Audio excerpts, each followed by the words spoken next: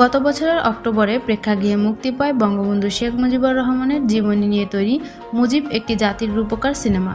বাংলাদেশ ও ভারতের যৌথ প্রযোজনায় তৈরি হয় এই সিনেমাটি। বলা হয় দেশের চলচ্চিত্রের ইতিহাসে সবচেয়ে বড় বাজেটের নির্মিত সিনেমা এটি। যেই ছবি নির্মাণে ব্যয় হয়েছে ৭০ কোটি রুপি, যা বাংলাদেশি টাকায় ৮৩ কোটি টাকা। মুজিব সিনেমার সেই ব্যয় নিয়েই এবার প্রশ্ন তুলেছেন অভিনেত্রী আজমেরী হক বাঁধন। সম্প্রতি তানভীর তারেকের দেওয়া এক সাক্ষাৎকারে অভিনেত্রী বলেন, মুজিব নামে যে সিনেমাটি বানানো হয়েছে আমি সেটার হিসাব চাই। আমি দেখতে চাই এত বাজেটের একটা সিনেমা কিভাবে এত খারাপভাবে বানানো যায়।